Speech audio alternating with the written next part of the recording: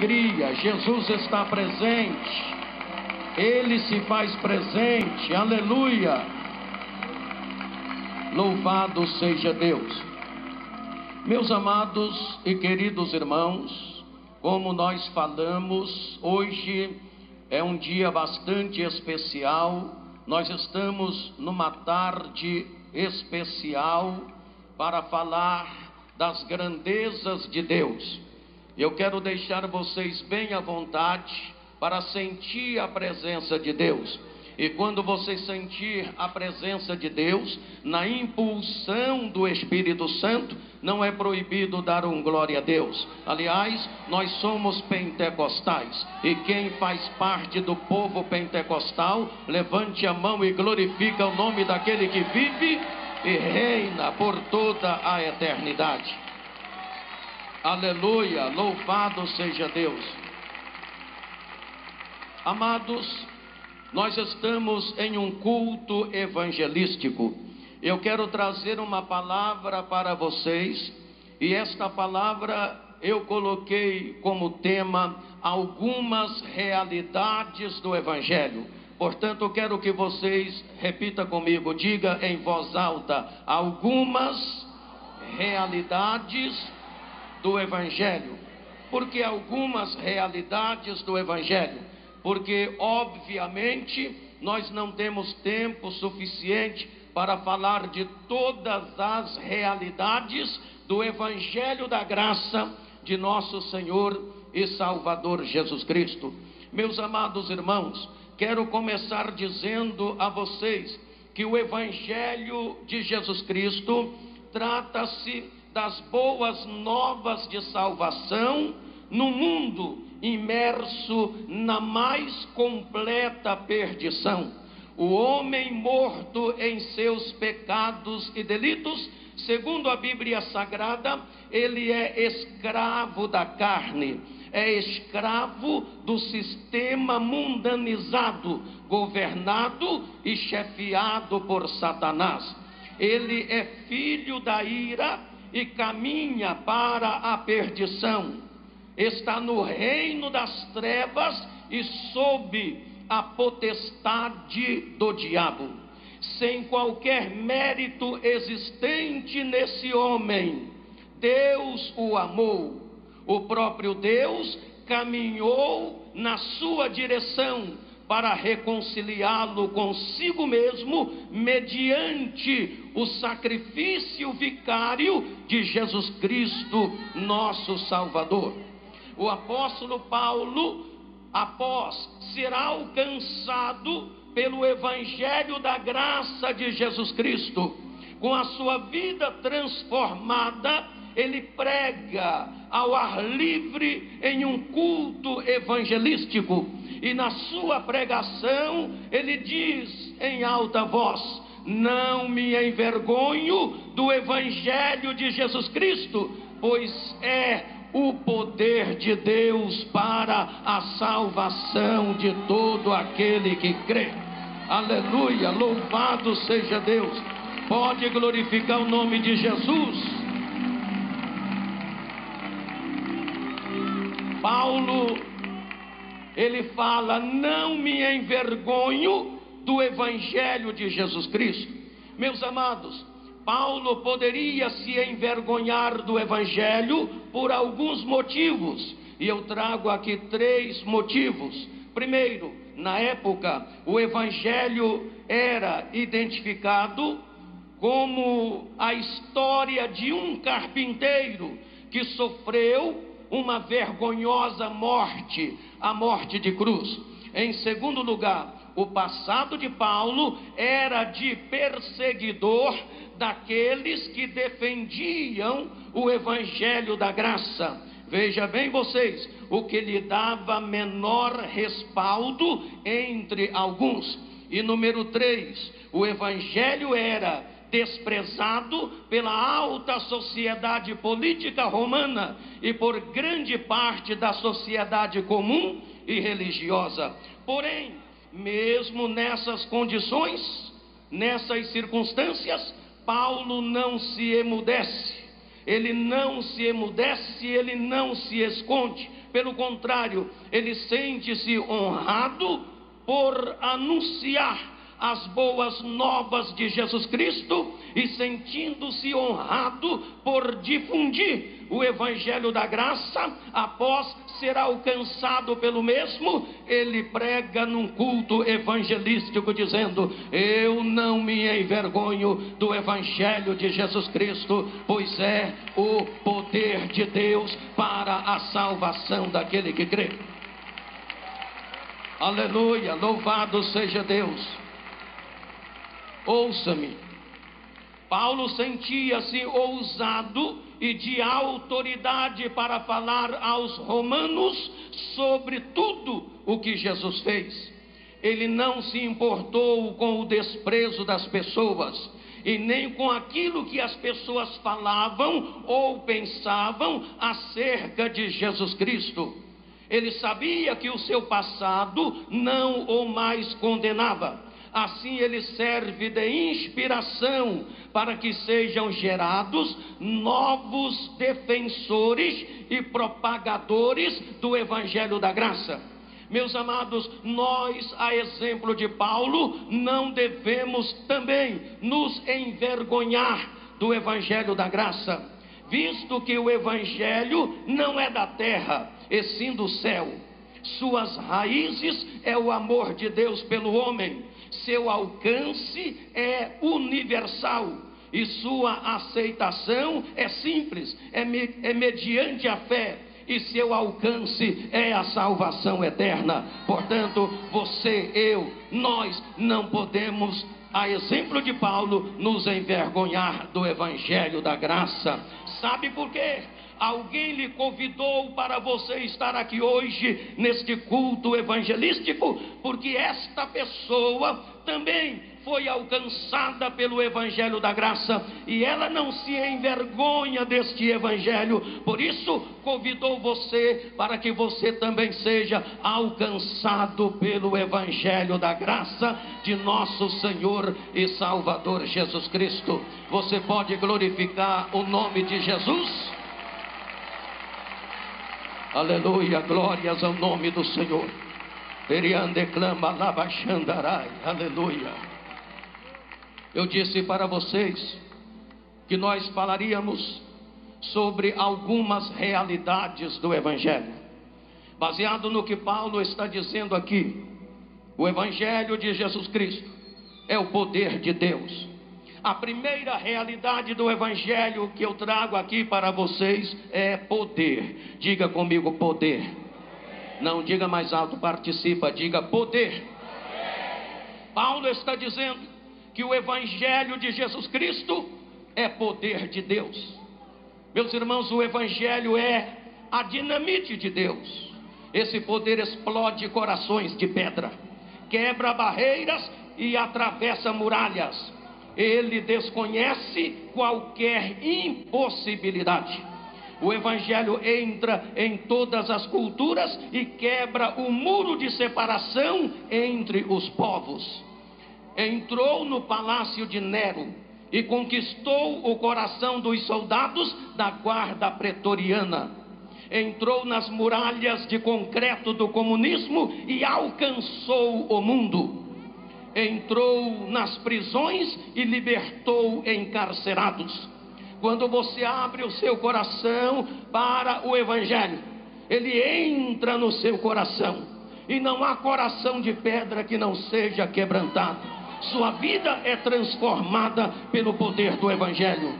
Sua vida é regenerada pelo poder do Evangelho. Aleluia. Você é alcançado para passar a eternidade na glória de Deus e com Deus pelo poder do Evangelho. Paulo está dizendo que o Evangelho de Jesus Cristo é o poder de Deus, e é o poder de Deus para a salvação. Isto significa, meus irmãos, que não há salvação fora do Evangelho. Isto significa que não há esperança para o pecador fora do Evangelho. Não há esperança para o perdido fora do Evangelho. O Evangelho é o amor de Deus. O Evangelho é a graça salvadora O Evangelho é o perdão divino de Deus para o homem. O Evangelho é Deus amando o pecador. O Evangelho é o justo perdoando o injusto e culpado. O Evangelho é a porta do céu escancarada para o perdido, para aquele que não tinha direito e agora passa a ter direito pelo poder do Evangelho. O Evangelho é o poder de Deus para livrar o homem da ira vindoura e reintegrá-lo àquela glória da qual ele foi destituído por causa do pecado. Por isso Paulo disse: não me envergonho do Evangelho de Jesus Cristo, porque é o poder de Deus. Baseado no que Paulo está dizendo, nós não estamos lidando com uma mensagem pobre, mesquinha. Não, nós estamos lidando com uma mensagem poderosa, a mensagem do Evangelho. O resultado da pregação do Evangelho não depende apenas do pregador, mas depende da prontidão do ouvinte de ouvir, crer e aceitar a mensagem do Evangelho. Portanto, abra o seu coração, ouça, creia e aceite a mensagem do Evangelho, permitindo que esta mensagem traga transformação para a sua vida. Quando você abre o seu coração para aceitar o Evangelho da graça de nosso Senhor Jesus Cristo, há uma transformação na sua vida. Não há ninguém que tenha aceitado, que tenha aberto o seu coração para o Evangelho da graça e que não tenha tido uma transformação na sua vida. A palavra do Senhor diz em João capítulo 5, versículo 24, Jesus disse: quem ouve a minha palavra e crê naquele que me enviou, tem a vida eterna, não entrará em condenação, mas passou da morte para a vida. Abra o seu coração e receba Jesus Cristo na sua vida. Permita que o Evangelho traga uma transformação para a sua vida. A segunda realidade do Evangelho é vida. Diga comigo, vida. Nós lemos em João 14:6, Jesus dizendo: eu sou a vida. Em João no capítulo 10, versículo 10, Jesus declarou que veio para dar vida e vida em abundância. Jesus se coloca como sendo a fonte da vida que se opõe à morte. Ele tem a vida em si mesmo. Por isso, somente Ele pode ser doador da vida. Quando Jesus diz: eu sou a vida, Ele indica que somente nele, o homem morto em seus pecados e delitos, poderá alcançar a verdadeira vida. Isto significa, meus irmãos, que somente em Jesus Cristo, o homem pode ser reconciliado com Deus e desfrutar da bem-aventurança da vida eterna no céu ao lado de Jesus. Em João, no capítulo 11 e no versículo 25, Jesus disse assim: eu sou a ressurreição e a vida, e se alguém crê em mim, ainda que esteja morto, viverá. Essa esperança não apenas vai tocar a eternidade, mas você pode desfrutar o melhor dela agora mesmo. Nesse exato momento, você pode desfrutar o melhor dessa viva esperança.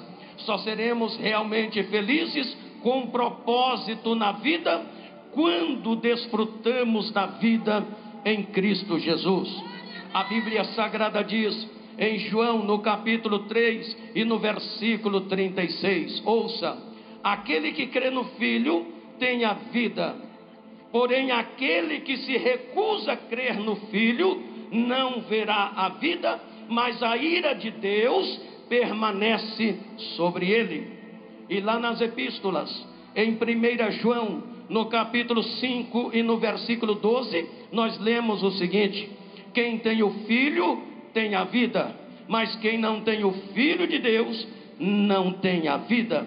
Isto significa dizer, meus irmãos, que o real sentido da vida é encontrado quando passamos a seguir a Jesus como discípulo, quando temos comunhão com Ele, quando ouvimos e somos obedientes a Ele. Aí quando você abre o seu coração e recebe Jesus, você passa a adotar um novo estilo de vida. Aquilo que falamos antes, você passa a ser uma nova criatura. E aí a gente se lembra de Romanos capítulo 8, versículo 1. Portanto, agora nenhuma condenação há mais para aqueles que estão em Cristo Jesus, que não andam mais segundo a carne, mas andam segundo a vontade de Deus. Esses adotaram um novo estilo de vida, um estilo de vida pautado na palavra de Deus.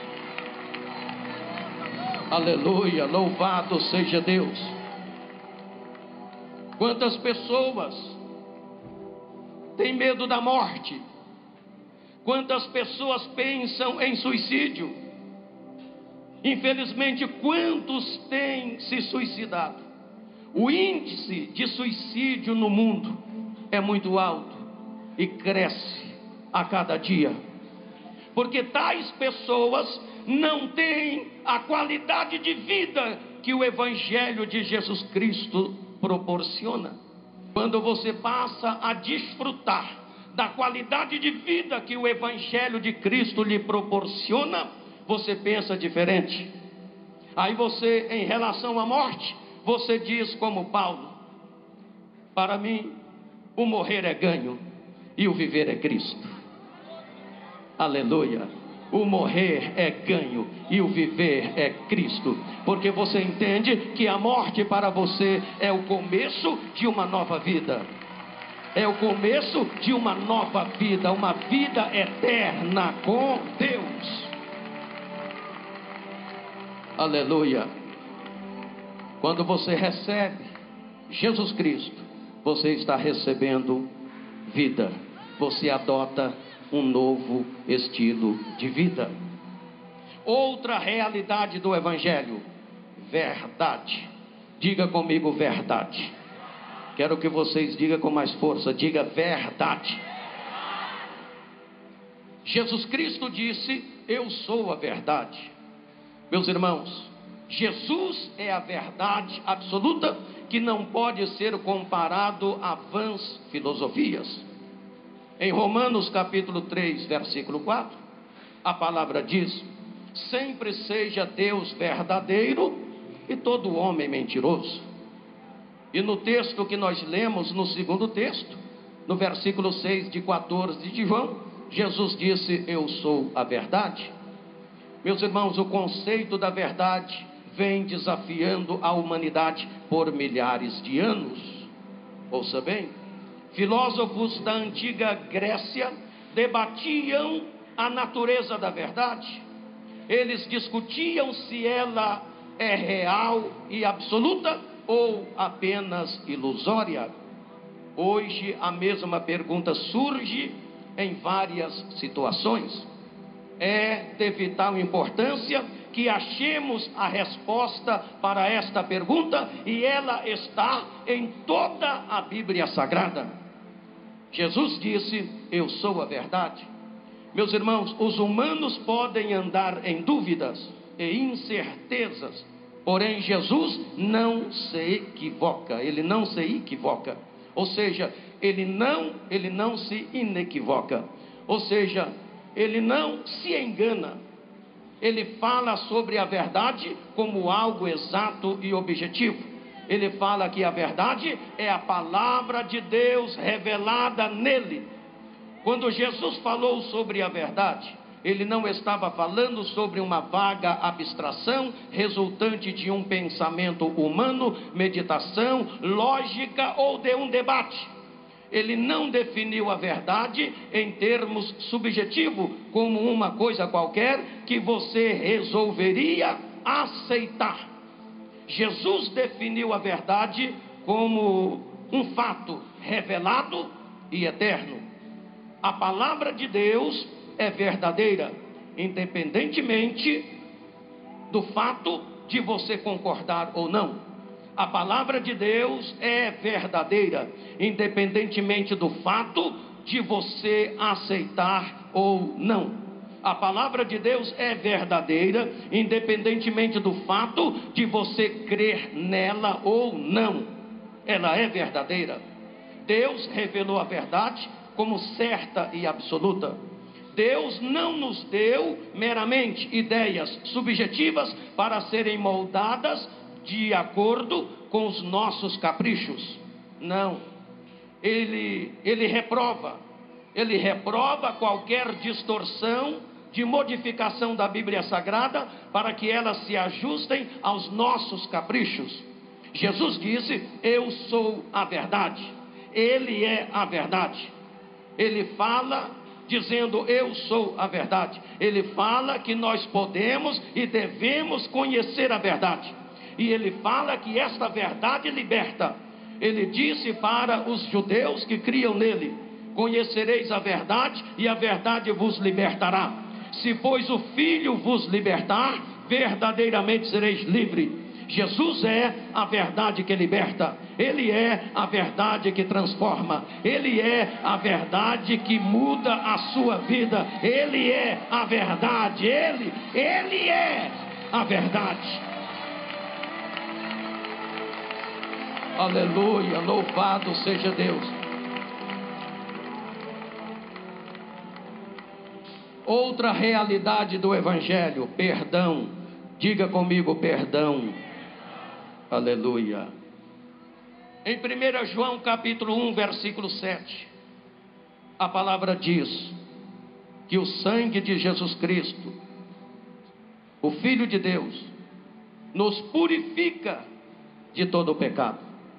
Meus irmãos, quando a Bíblia fala que o sangue de Jesus nos purifica de todo o pecado, está dizendo que Ele não somente perdoa, mas também regenera, purifica e justifica.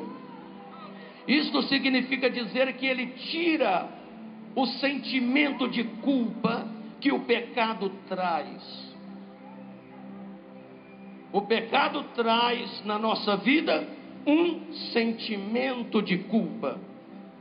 E a linguagem da culpa doentia é dura, é exigente, é abusiva, é acusadora,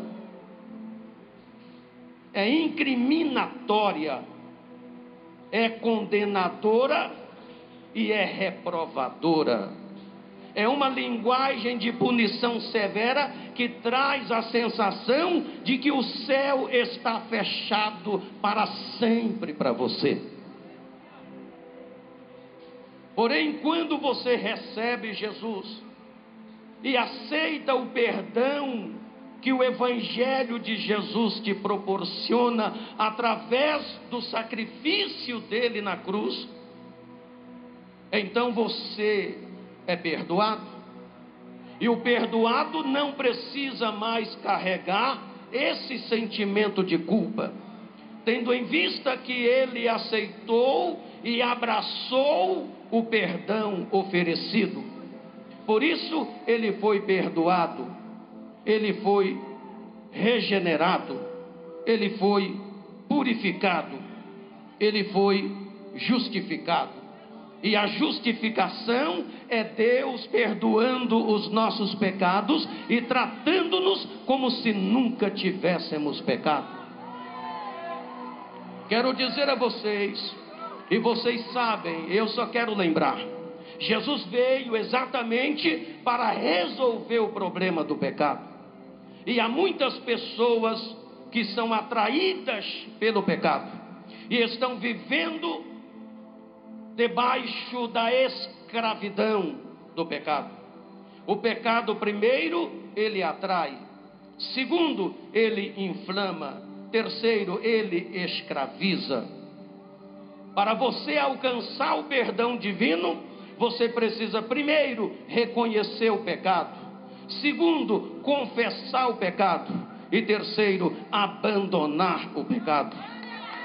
Toda a atuação de Deus é direcionada no sentido de conduzir o homem ao arrependimento. Aleluia. Eu disse que toda a atuação de Deus é direcionada no sentido de conduzir o homem ao arrependimento. E quando você se arrepende dos seus pecados, aí a Bíblia Sagrada diz que Deus é fiel e justo para te perdoar, pois Ele veio para buscar e salvar aquele que se havia perdido. Receba hoje o perdão que Deus lhe oferece. Receba o perdão que Deus lhe oferece. Hoje, agora, Deus lhe oferece. Aleluia, louvado seja Deus. Ouça bem, outra realidade do Evangelho: amor. Diga comigo, amor. Não um amor carnal, mas é o amor de Deus. Em Romanos capítulo 5, versículo 8, a Bíblia diz que Deus prova o seu amor para conosco, em que Cristo morreu por nós, sendo nós ainda pecadores. Veja bem, Deus prova o seu amor para conosco pelo fato dele ter morrido na cruz por nós, sendo nós ainda pecadores. Meus irmãos, quando a Bíblia diz que Deus é amor, está realmente dizendo que a essência do caráter de Deus é o amor. O ensino de Jesus aos seus discípulos, em João, no capítulo 13, versículo 34 ao 35, foi esse: e um novo mandamento eu vos dou, que vós ameis uns aos outros, conforme eu vos amei. Meus amados, a igreja de Cristo deve ser, a igreja do amor, onde o amor é intenso, onde o amor é vivido, onde o amor é praticado, onde ele flui, onde ele é a identidade, onde ele é a marca, onde ele é a tônica. Alguém convidou você para vir hoje aqui, e essa pessoa que lhe convidou foi alcançada pelo amor de Deus, e ela lhe convidou porque ela deseja, ela te ama, e ela deseja que você também seja alcançada pelo amor de Deus. Aleluia, aleluia. Grande é o amor de Deus. Aleluia, glória a Deus. Em 1 João, no capítulo 4 e no versículo 19, a Bíblia diz que antes que nós amássemos o Senhor, Ele nos amou primeiro. Em João 3,16, Deus amou o mundo de tal maneira que deu o seu Filho unigênito, para que todo aquele que nele crê não pereça, mas tenha a vida eterna. Você precisa e pode ser alcançado e usufruir deste amor, o amor de Deus. E ele está sendo oferecido a você neste momento. Abra o seu coração e receba o amor de Deus, e passa a usufruir do amor de Deus na sua vida. Aleluia, glórias ao nome de Jesus.